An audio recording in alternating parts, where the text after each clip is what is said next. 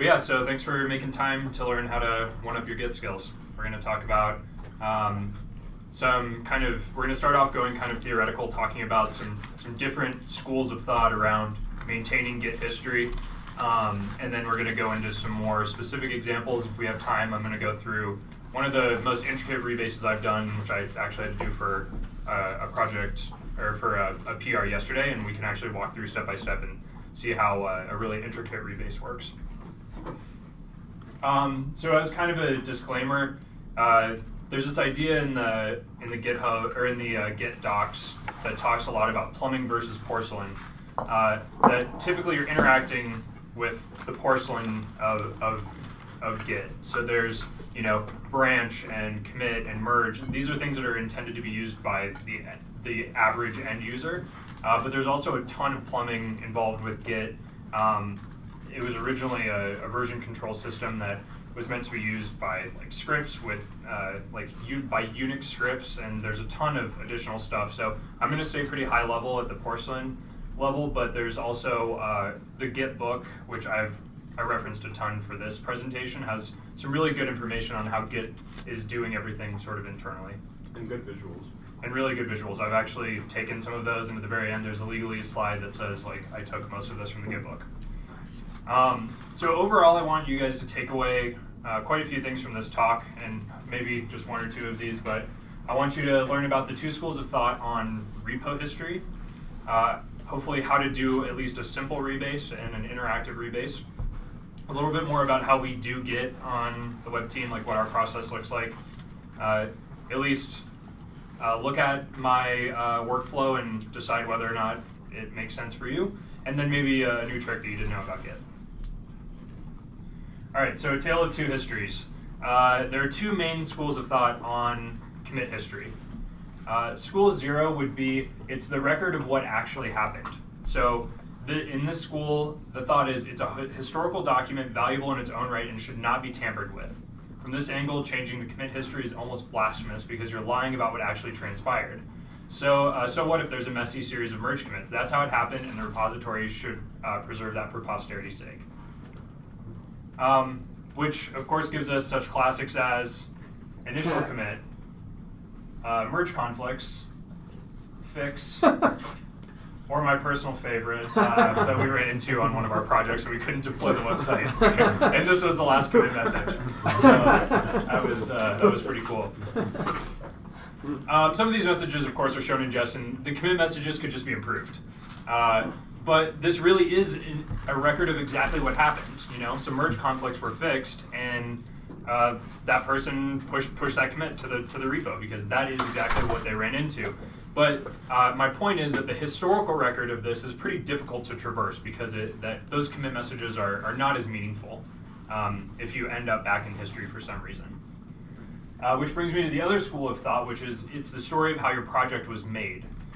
So you wouldn't publish the first draft of a book or a paper, and the manual for how to maintain your software deserves careful editing. This is the camp that uses tools like Rebase and Filter Branch to tell this story in a way that's best for future readers, which gives you commit messages like these. Oh, that's me.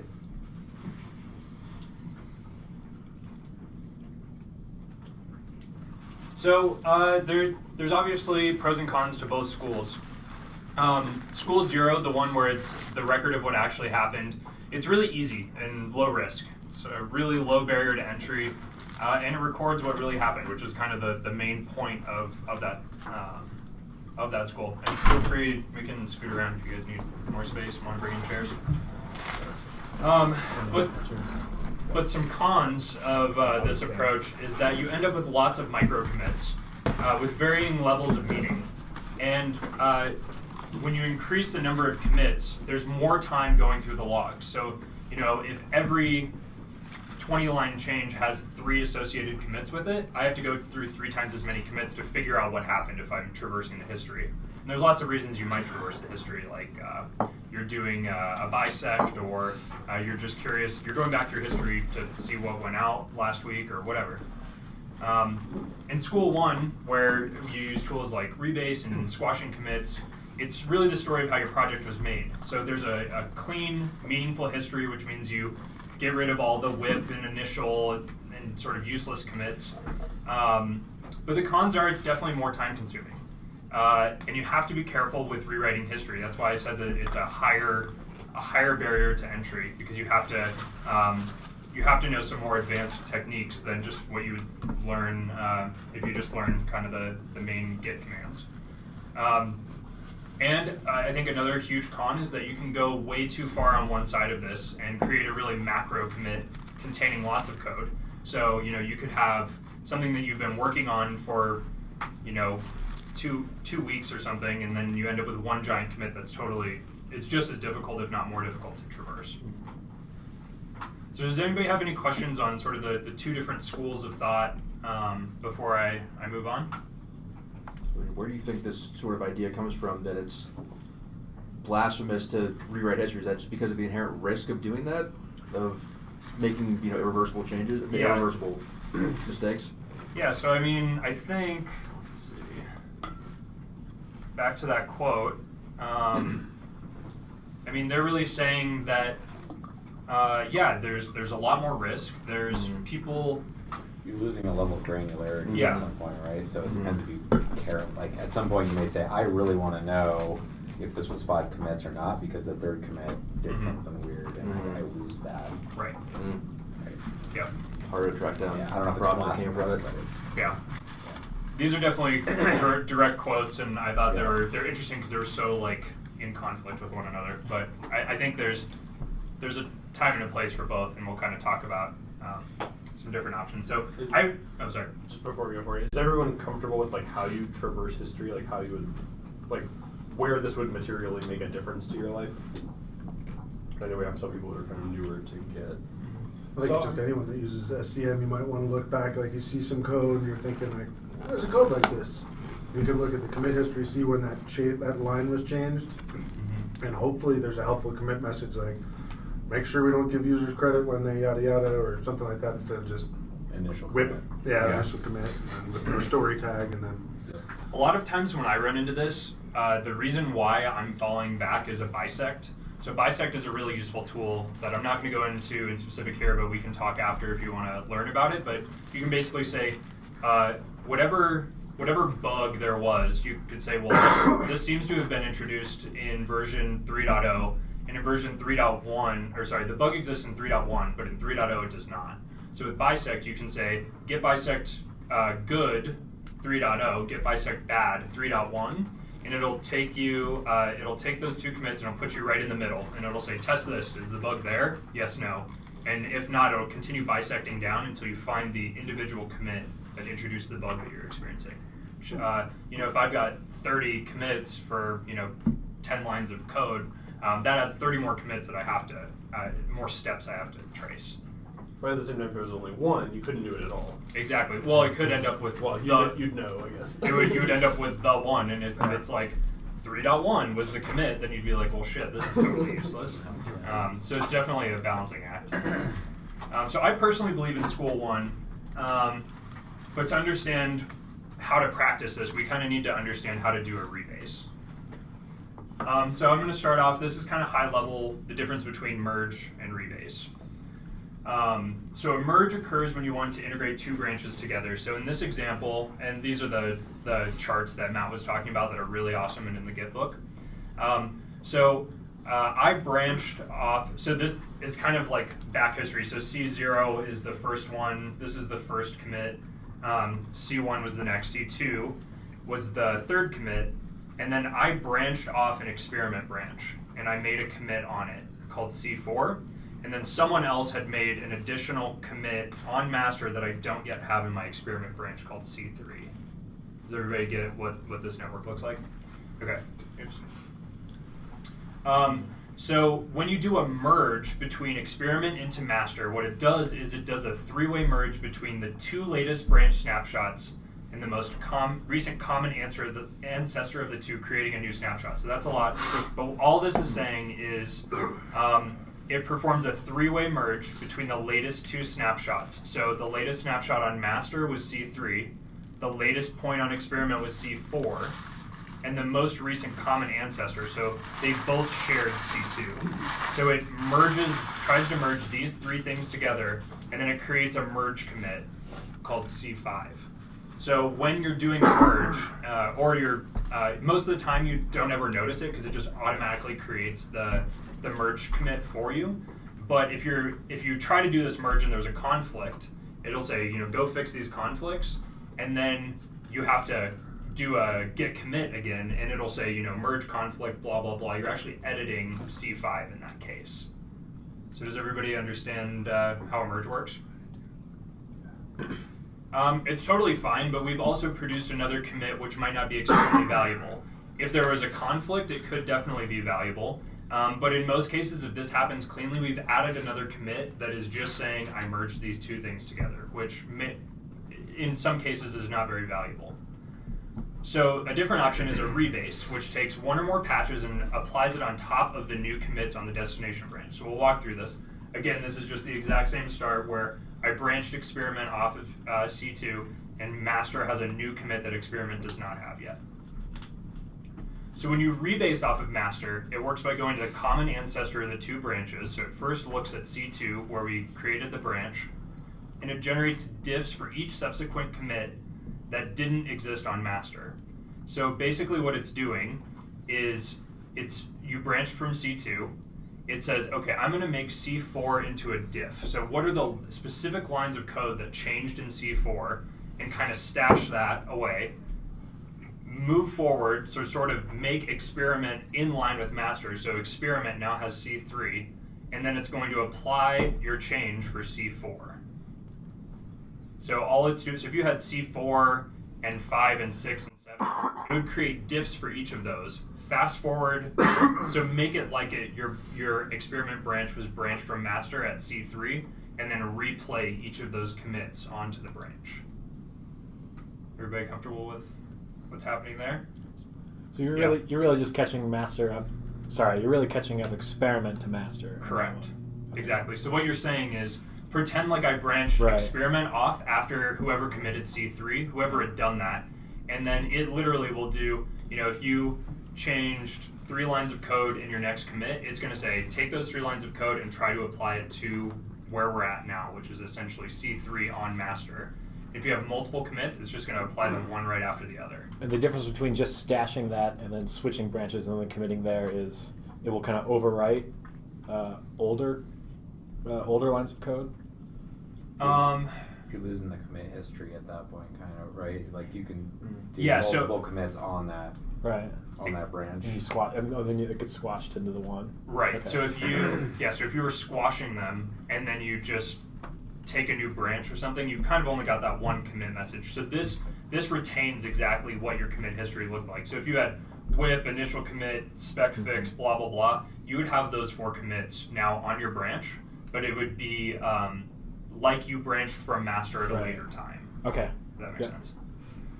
So now we're in a great spot because we are up to date with master, and we could do a fast forward merge. And so if I did a fast forward merge, we end up with just master looks like this with C3 and then our new C4 directly on top of it. So we lose that merge commit.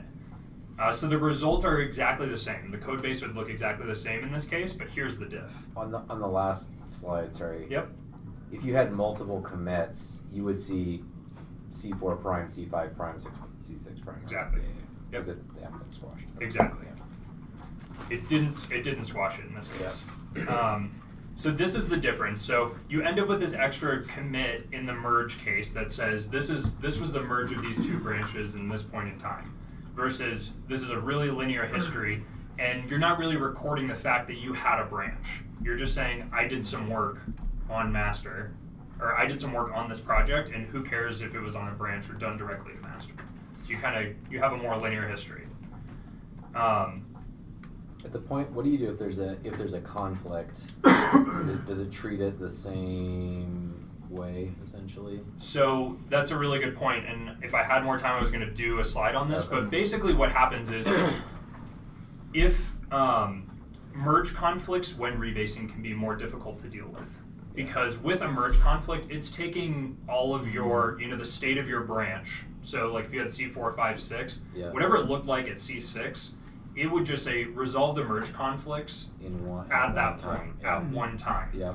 With a rebase, because it's applying each commit, it's going to stop you at the first commit that it finds a merge conflict. Got it. And it's going to say, hey, and you resolve them one at a time as it applies the changes. Exactly. So if you had C4, 5, and 6, and you were applying those back to your branch, C4, the diff merges cleanly. Great. C5, it's like, oh, I don't know how to merge this. It would actually stop you in the middle of the rebase, and it would say, fix this conflict. Yep. So then you fix the conflict, and you say, yep, I've fixed the conflict, and then you say, git rebase continue, and it's like, cool, I'm going to trust that 5 works now because you resolved the conflicts, and now try to apply 6, which sometimes can result in another conflict, but most of the time, there's like one area of the code that's been worked on by multiple people. Once you resolve it, you're solid. Another kind of nice part about that, though, is when there's less being changed in one. Well, and you don't have to worry so much about I fixed the merges, or I fixed the issues in the merge commit, because really you're like, okay, if this code was this way when I was originally writing C5, the commit that had the merge or the conflict, I would have done it this way because the code had slightly changed there. Yep. If that makes sense. Yep. So you can isolate kind of the conflict to your branch too. So and just say, oh, here's with my rebase. I can see the line. I mean, it seems like an easier way to pinpoint what might be going on without worrying about. Because sometimes we merge and I'm like, on Looker, I'm like, I don't know. I mean, what if we touch the same line of code? Yeah. And I'm going back and forth between computers trying to figure it out. So. And then a lot of times too is that if you're doing a merge, a lot of times you'll get conflicts in multiple files that have changed throughout different commits, and you're like resolving this giant merge conflict, as opposed to if you reapply those commits one by one, and those commits are only working on a few files, you can sort of isolate them, and it walks you through, which can be nice, or it can be really intimidating. Like, this definitely doesn't mean never do a merge, but this is just like another tool you can have in your toolbox. Yeah, that'd be interesting. Thank you. So any other questions on basic rebasing?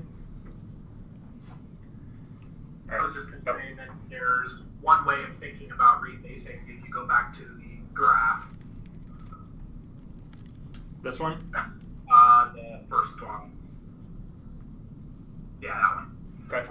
So the other way of thinking about it is C4's parent is C2. Mm-hmm. So what a rebase does is it moves that parent, instead of being C2, is it tries to make the parent now C3. Mm-hmm. Yeah, exactly.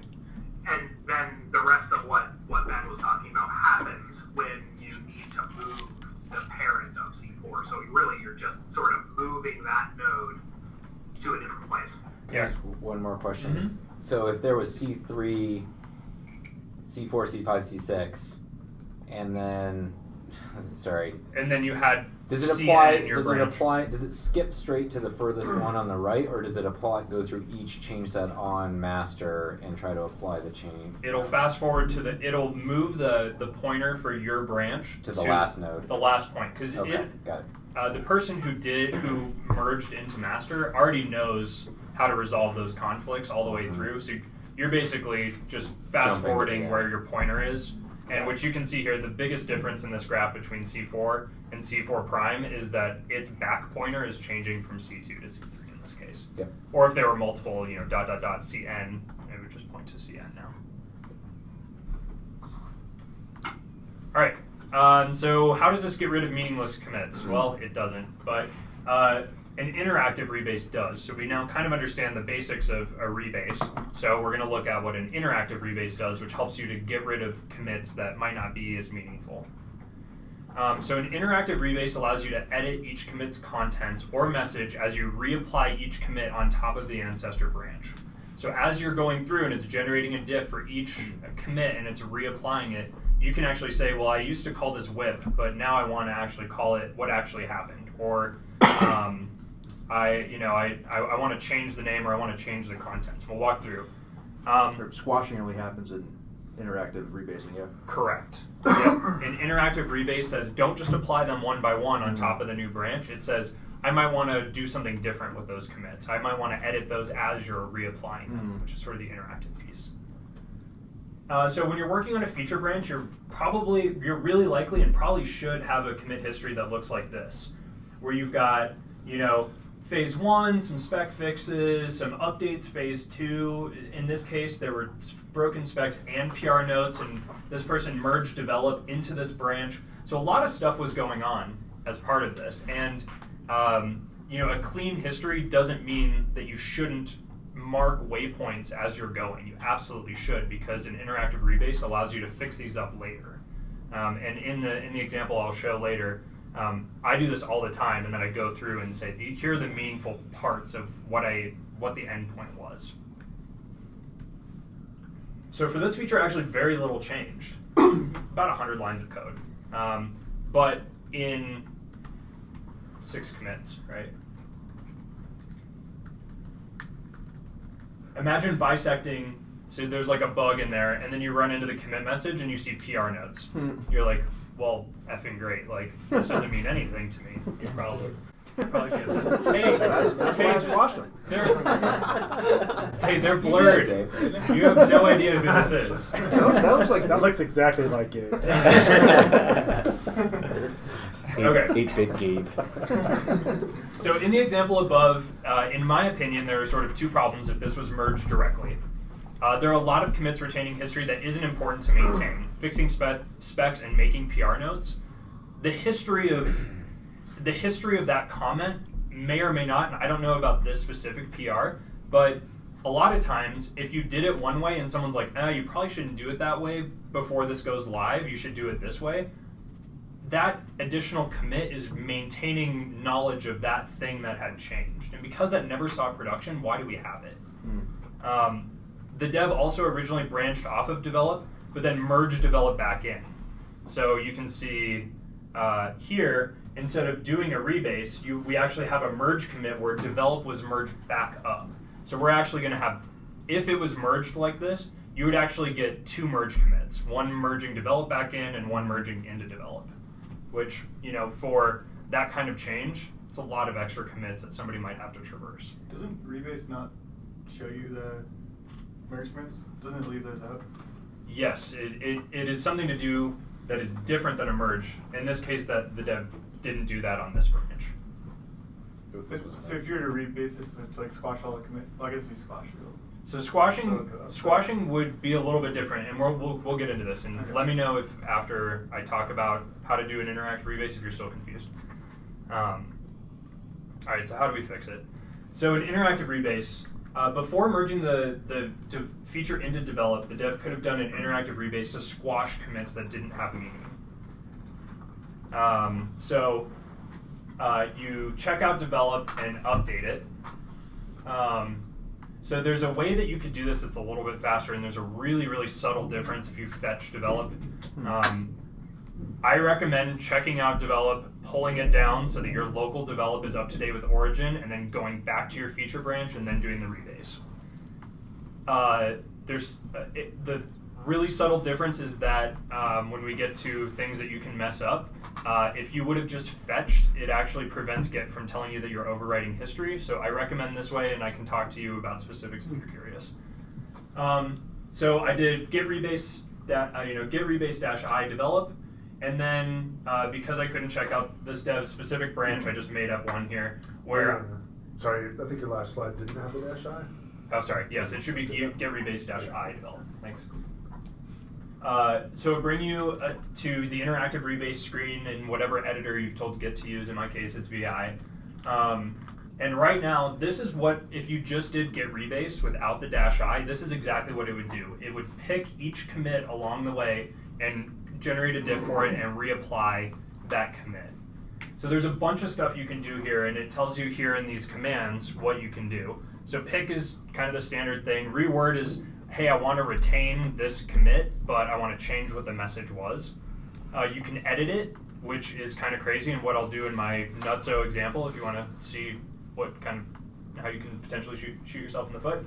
Squash means I want to use this commit, but I want to meld it into the previous commit. So you'll actually see that as I go through. But so if I put squash here for these 2 spec fixes, initial implementation would contain the contents of these 3 commits. and PR notes would still be a separate commit. D means, so fix up, exec drop. You can read the man pages on these. Basically what you're saying here is you can reorder commits, you can do all kinds of crazy shit, but most of the time you're probably just going to want to squash all the things. If it's a very small commit and there's no history to retain except the end of what is in your pull request.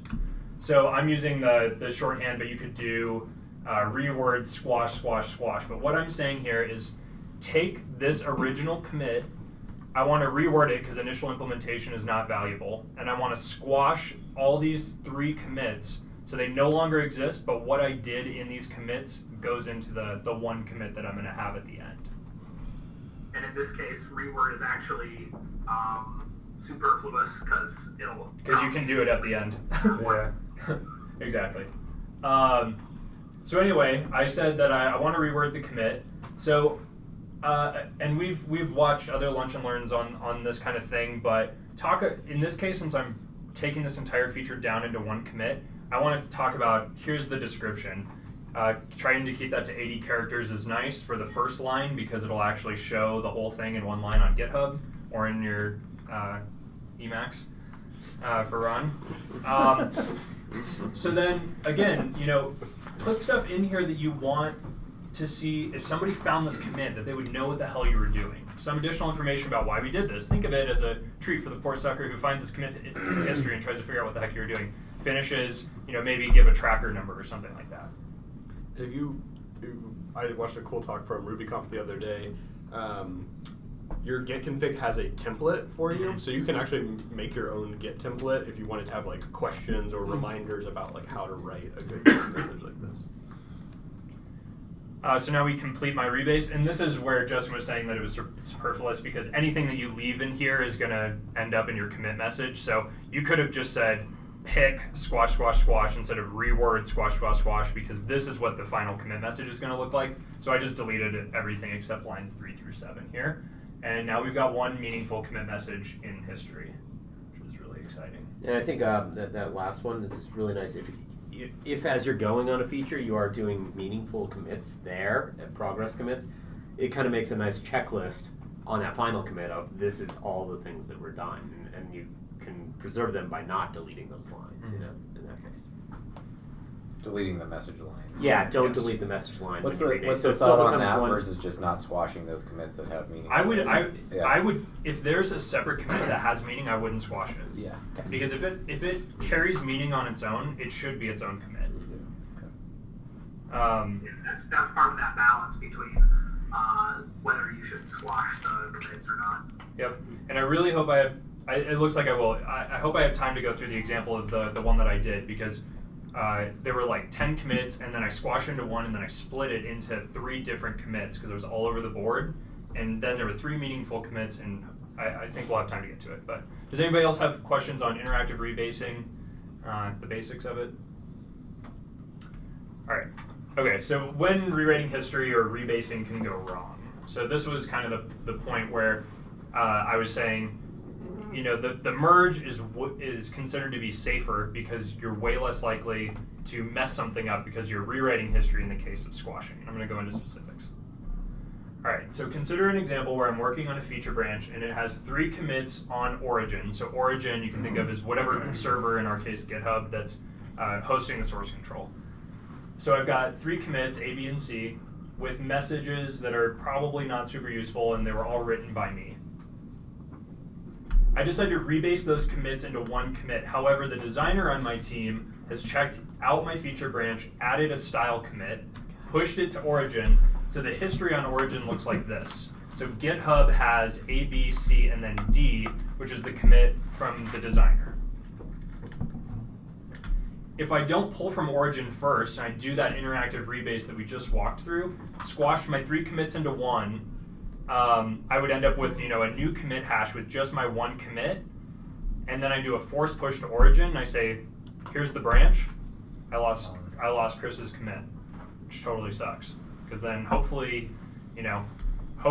he still has it locally, so we can go back and reapply it. But it's a situation you want to avoid, and this is sort of why rewriting history can be dangerous.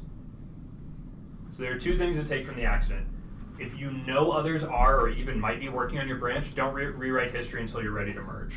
I follow this a lot where if Matt and I are working on the same feature, I won't even worry about handling any sort of history rewrite until I was about to press that button on GitHub to merge, because then I know, once I hit that, as long as we don't reopen that branch, I can rewrite history at will.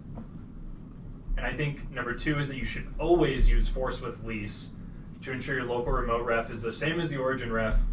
In other words, no one has pushed commits to your branch before you allow the force push. And I'll go into what that means.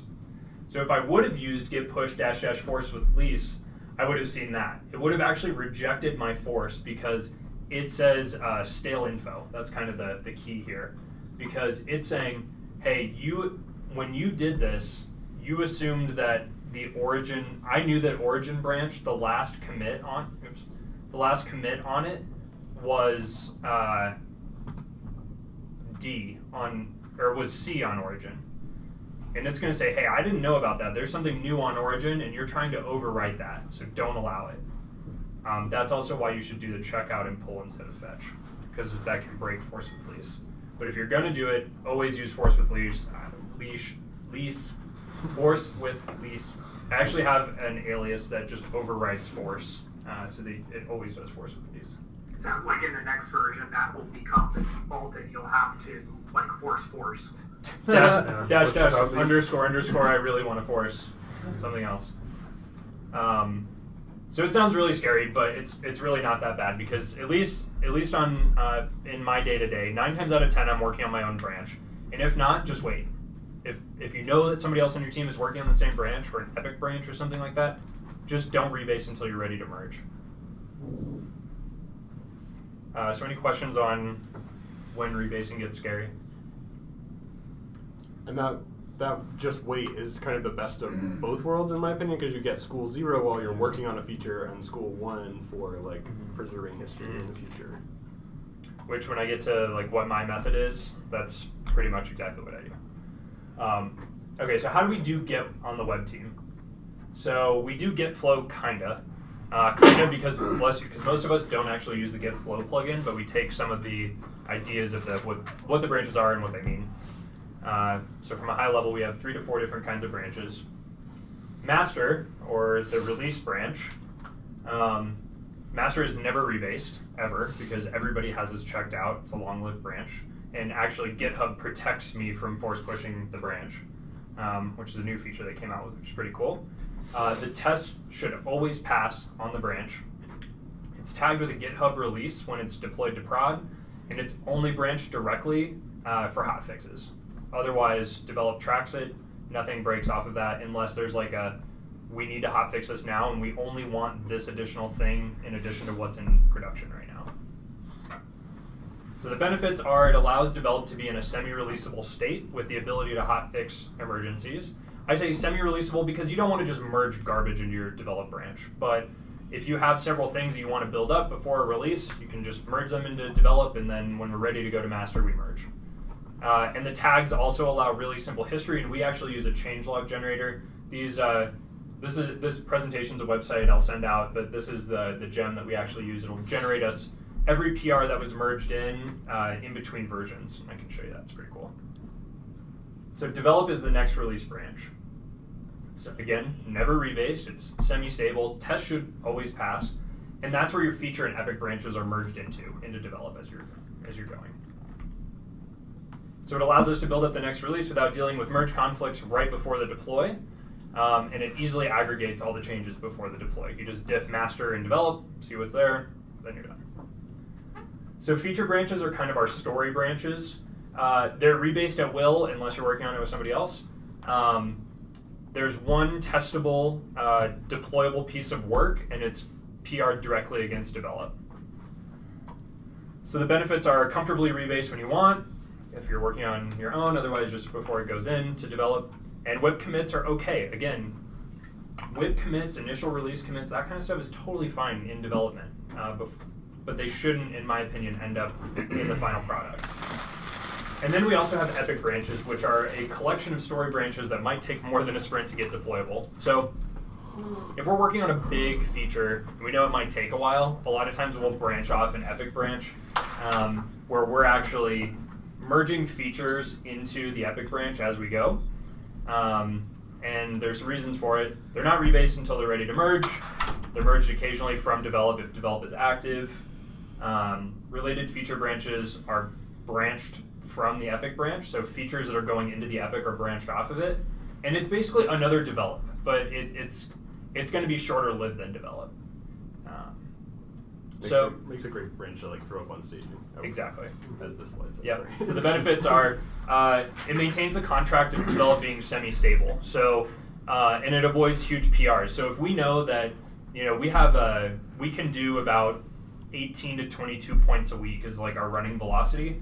If we have something pointed out at like 30 points, we're probably going to say, I don't want to look at one PR for a 30-point story. That's going to be impossible to figure out what the hell's going on. So I want reviews as I'm going, but like I would never release it into production in the way that it is. So, and it allows story acceptance as you go against staging, like Matt was saying. All right, so how are we doing on time? Good. Okay, so releases. All of the Ibotta Web releases are directly in here. You can see every single thing that's gone. Has like a general comment, an actual tag version, which is pretty sweet. The changelog generator is really cool because it'll say exactly what PRs, who wrote them, and when they went out, which is really nice. And you can click this full changelog thing to see the diffs between the versions if you actually want to see what all the code looked like, which is pretty awesome. PRs, you guys know what those look like. And then we also utilize this on Ibotta Web for this deploy info trick, so we can actually go to a special URL in production and see exactly what version is out there, which is pretty neat. That was deployed while we were in here. That was deployed by Ron here. Does anybody have questions on kind of like what we do day to day with our branching strategy? One thing we talked about in the platform team is making use of more Epic branches. Like Wingston was doing this RSpec3 cleanup and he touched all the files, and it actually becomes an unreviewable PR just instead of only like 200 files will show up in a PR. So we talked about like, well, we could have used an Epic branch, but this is probably the 5th or 6th, and I've done this a number of times, where you sit back afterwards and say, I should have used an Epic branch. What kind of drive, what information do you use to make that decision in the web team? So usually when we do an Epic branch, it's something that we have a series of stories for in Tracker that we know they're all required for minimum viable for releasing a new feature.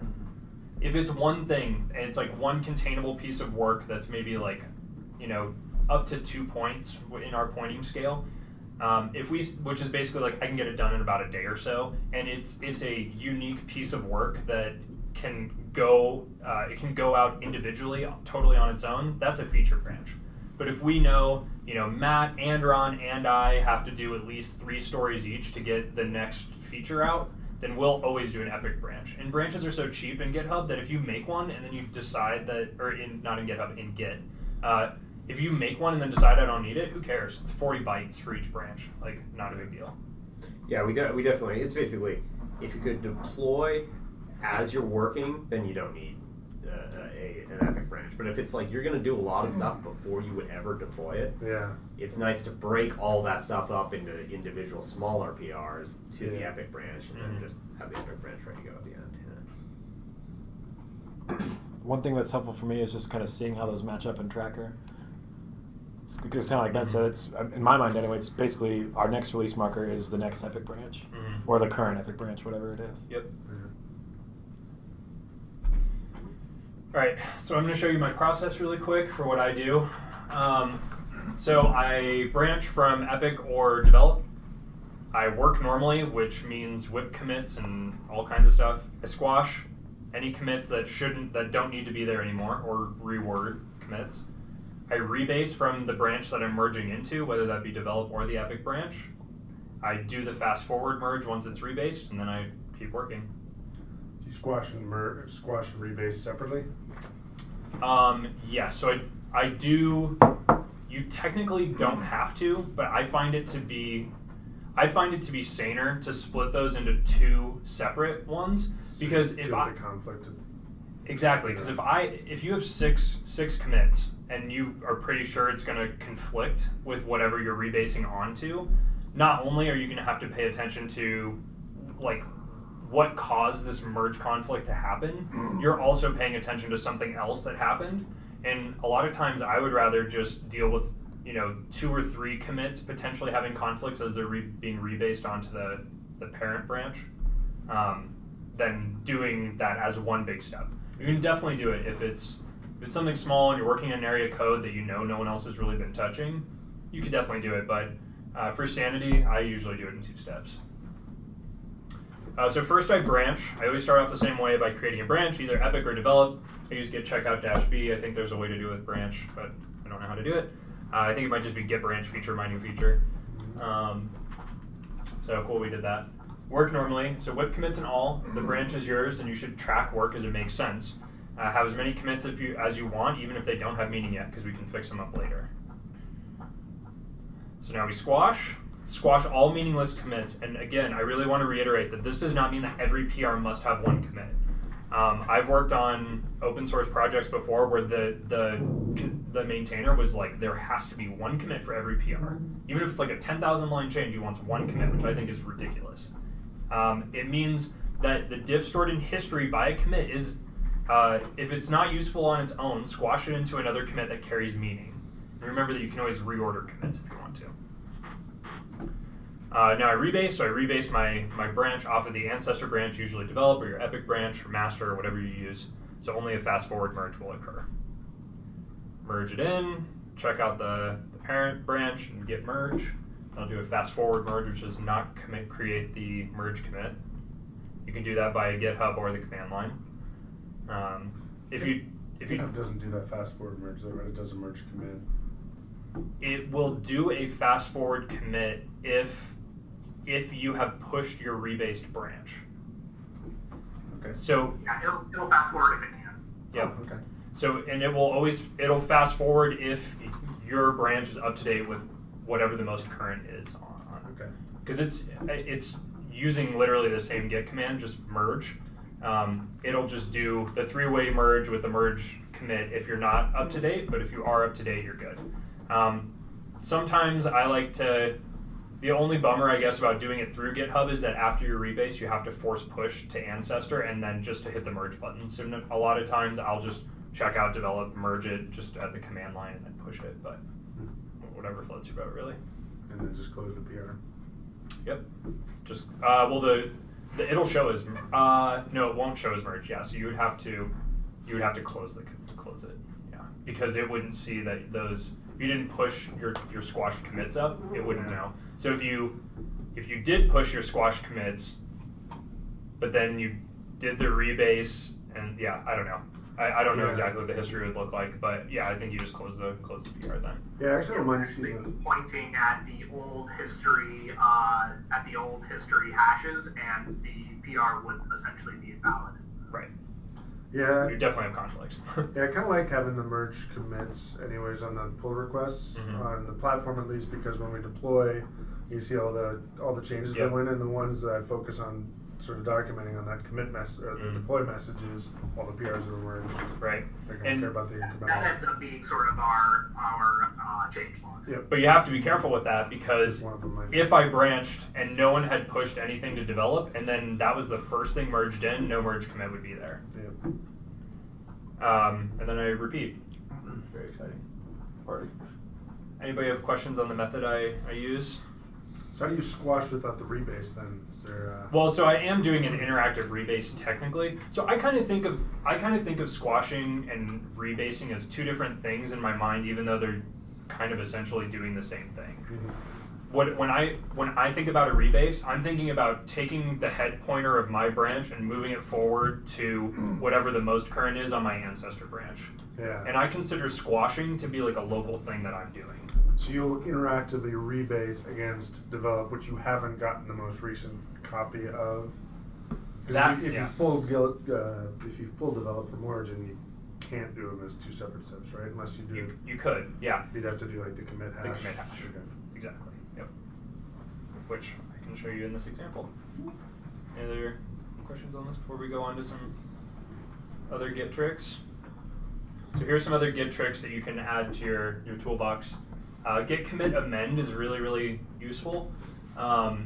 As Justin would say, it's the little brother of an interactive rebase. All it does is it takes any stage changes and rolls it into the previous commit. So I think this one's great for PR notes commits, stuff like that. So if you have, and it still rewrites history because you are doing an interactive rebase. So if you have, your lovely squash commit hash f, like this is great, you make some changes, you could add that change, so it's staged, do git commit dash amend. Notice that it did generate a new commit hash, but it's still, everything's still one commit. So if you, that's what Chris does a lot on his style chores, is if he makes a commit and then we're like, oh, there's this, responsive bug on IE9, and then we all loathe Internet Explorer, and then he makes a change. That wasn't necessarily, we don't need to know that we discovered a bug on IE9, we just need to know that the only relevant thing from his commit is that he's styled this component. So he amends his commit and pushes it up. So that's pretty cool. Adding by patch is another really, really useful trick to have. So most of us just always do git add dot. That says add everything in my working directory that is tracked or untracked. Add all the things. Git add dash p steps through each file patch by patch, staging as you go. So you can choose what you're adding. So imagine a change at the top of the file and the bottom of the same file, but they're not related to the same change. They actually make sense to be two different commits. Is there a difference between git add dot and git add all? Git add dash capital A? I think git add dash capital A is new, a newer, and it's an alias to the same thing, if I remember correctly. Justin can probably chime in if I'm wrong. Yeah, I believe you're right. Okay. All right, so because I didn't have a handy project to do this on, I just did it on the markdown file for this talk. So the little X here means that I have unstaged changes, so stuff that hasn't been pushed to origin. So I do git add dash p, and then it steps me through. So here's a change at the top of the file, and I decide, no, I don't really want that. So I hit N, and there's tons of different options, but yes, no are going to be the main ones that you use. Lowercase j and capital J. Yeah, there's a bunch of stuff in here like split. So like if you had a line and then a new line and then like 3 more lines and that one line wasn't related to the 3 lines, you can split it. There's all kinds of crazy stuff you can do. So read the man pages, or if you do question mark, it'll tell you what any of this means. And then there's a change at the bottom. I say, yeah, I do want to stage that. I'll actually end up with this if I do git status. It'll say you're on branch master, and you have some changes in readme.markdown that you're ready to commit, and then some other stuff that you don't want to commit. It's kind of the same as if you add something to the index, you stage something, and then you go ahead and modify that same file later Exactly. on. Exactly. Status. Exactly. Yep. So that's really handy too. All right. I think we have time to go through a nutso rebase that I did earlier today. Did you just happen to have to do a mess of rebase earlier today, or did you engineer this? No, I actually did. Cool. Yeah. See ya. Yeah, see like. Let's take a look at, and this is not using that fancy tool, so I actually am going to try to live type this, so we'll see how it goes. So I ended up with, so this was what it looked like originally. So I had all kinds of crazy shit in here, and in fact, this was a 3-point story, which is like, we hardly ever do 3-point stories, and we just knew that there was a lot of unknown complexity. Like, we didn't really know how it was going to go. We tried, like, the original name of this branch was like moderate QA component try 3 or something like that, and like there was all kinds of changes that I ended up making. Like, the end state of this branch was what we needed, but I had worked on like different parts of it at different times, and it was really nuts. And if somebody was was bisecting and found one of these commits, like, it could have been really annoying. So if we look at, I'm going to bring up my cheat sheet here. So with a crazy rebase, a lot of times I'll actually branch a new branch before I start doing anything. So if I'm worried about like messing something up, you can always create a new branch. Again, they're super cheap in Git. So I'm going to do create a new one called rebase example. So now I have that history basically saved, but if I'm like, shit, abort, like this did not work at all, I can always go back to the other branch and try again. Why not? Just delete your local branch. So this was a question that Seabass had earlier that was like, so what if I've already pulled the develop branch or whatever this is branched from? You can always look at all your commits and choose the commit prior to your first commit to rebase off of. So if you haven't pulled your local and your local branch is the same as your local branch that it was branched off of is the same as on origin, you could do git rebase-i that branch. But in this case, I actually am going to choose the commit hash because I think I have pulled.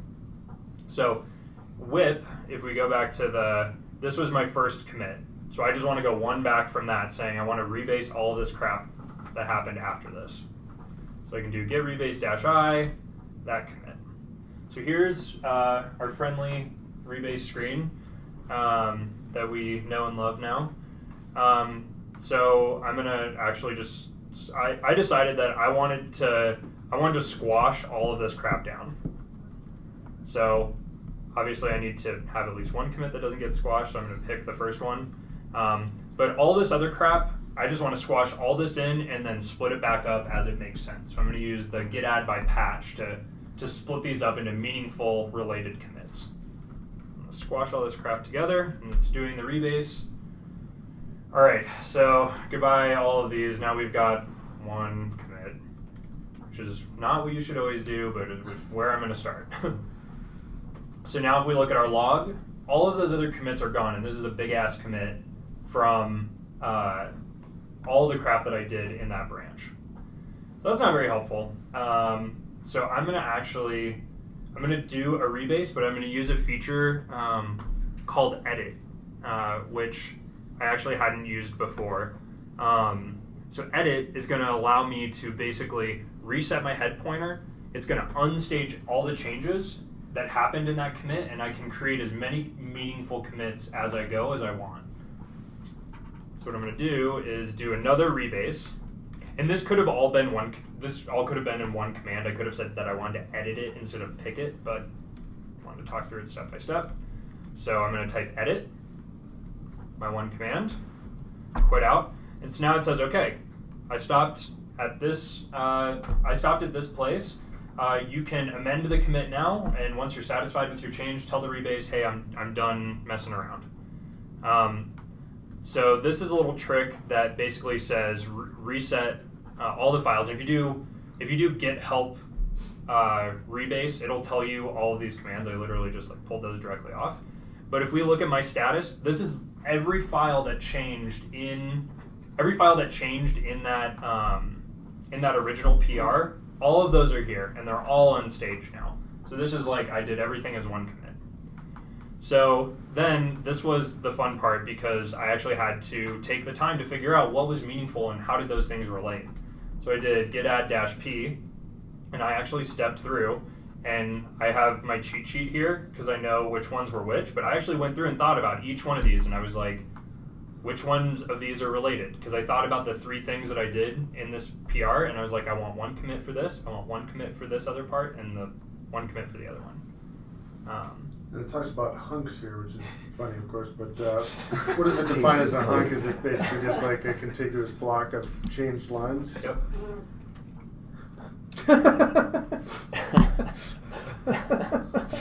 All right, I think I did it. What a hunk. All right, so if I do, so I basically, and this took me a few minutes to go through and think through what every piece I needed. So each hunk was a related piece of a file. So when I do git add -p, it's saying, this part, because it's farther away from the other changes, I think that it's probably related. And that's why you can do the slash in the git add -p, because you can say, you thought that this was one thing, but I actually want to split that up even more, because one hunk isn't related to the other one. So this is now saying that the result of my git add -p is all of this stuff, which in my case was related to a serialization change or a deserialization change that I made. and all this other stuff is not. Should we just lose Justin?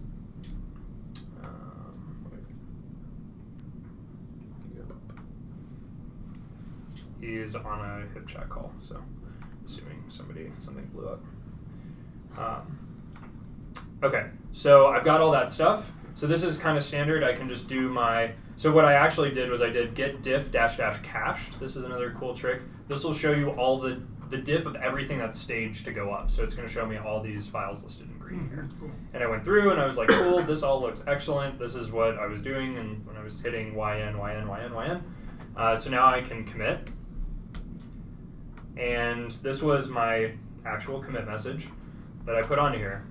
Serialize original REOs differently when auditing instead of deserializing the retailer product match directly into the model. Like, my goal was, why did you make this change? Because like in the standard run-of-the-mill, like, just somebody moderating a receipt on our platform, people might look at this and be like, why the hell is all this additional logic in here? This doesn't make sense. Why did they do it? So what I was going for was like, I serialize these into this different thing in the model.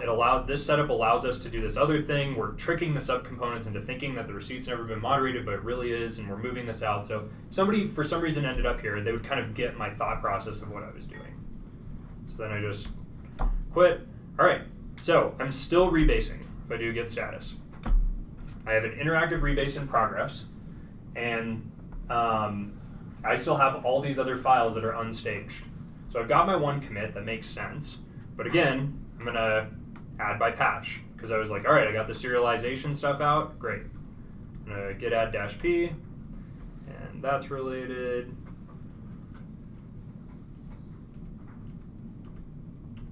Okay, so that's all crap that is related to supporting hiding of the previous moderation on the receipt. So you'll notice that these things actually made sense because like I changed the receipt model, I changed the receipt state and the tests associated with it. Great. So I actually ran all the tests locally. They take like 2 minutes to run. So I ran all the tests, made sure that worked. And I was like, cool, all of these things work. So if somebody ended up here and they needed to branch off of it or revert back something else, like I know that this is working. So great, that's done. So git commit. This was the commit message that I had. So support hiding a previous receipt moderation. So in addition to the previous commit that I crafted, in addition to deserializing them differently, we're able to hide a moderation in the receipt. It's accomplished by doing this, and here's some tests for it, basically. Cool. So now I did git status again, and I was like, great, everything else is related to the component. So when I was actually writing all this code, I built the component first, but I didn't know how the hell the thing was going to work. So it actually made sense as we're rewriting history to say, here's the two pieces that you need for this component to work correctly. So then now I'm going to say, all right, git add dot or -a like Gabe does, and then everything is committed, git commit. All right, create the component. Great. Moderate receipt component is very similar, except it disables or extends moderate receipt component. It's very similar, except it does the following things, and some tests are associated with this commit that also test what I did. All right, so if I do a git status, there's no leftover files, so I've done everything. I've created 3 commits. If I do git rebase continue, that says, hey, I'm done. It says, great, successfully rebased. And now I've got my 3 commits on this rebase branch, which I pushed up, let all the tests run, made sure they look the same, and this is what actually got merged in. So all of my whip commits and all that crap that nobody cares about is not there. So, all right, it took some time, and like, it took some, I was done with the feature, and it took me like 10 minutes to do this.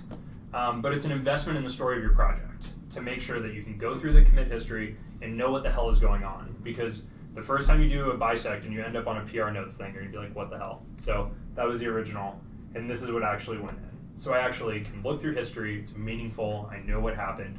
Each piece is contextually related to the other. Look through the history of a file and see a bunch of lines of code that never made it into production. Mm-hmm. Exactly. Mm-hmm. All right, does anybody have questions on anything else? Comments? Is anybody going to try this? Yeah. Is it on Wiki by any chance, or can like? I'll push is it like a- the slides, or Yeah, that's fine. Yeah. yeah, the slides are up. I also included some resources in here. The Git book is really excellent, and it sounds really boring to read a book about Git. And it's free. It's all online. Take a look at it, and even the basics, like reading about what a merge actually does, is actually pretty interesting because you're like, oh, I use this all the time, but I had no idea what was actually happening. So I definitely recommend this. If you're interested in learning about the plumbing of Git and how it actually works, this is a great RightPress link. And also, when you're working day to day, and you're like, oh, I think Ben was talking about an interactive rebase, you can do git help any command, and it'll tell you it'll pull up the man page for it, and it's really, really, the documentation for Git is really well written. It would put some notes on some stories like, oh, this looks good, but it could use a squash or whatever. I mean, we could probably be a little bit more mindful about that on our platform and just say, like, you know, give that as feedback, or maybe squash before you ask for review. Or It's like an interesting side. Wasn't Linus Torvalds the one who created Git originally? Yes. Yeah. basically to commit his Linux work, basically. Yeah. Because one of the other source control wasn't free, so he made it. I'm just going to rewrite Boss. this. Also, some legal crap. Basically, the Git book is Creative Commons attribute, so if you decide to share this or modify it, just make sure you throw that on there. But yeah, these are up on GitHub, and if you guys ever have questions about stuff, or you get into the middle of that like interactive rebase, and you're like, what the hell is going on? Feel free to ping me, because I like this kind of stuff. Oh, I think that was really good. Yeah, great. Anybody have any other questions? Or Is a man page similar to a hunt?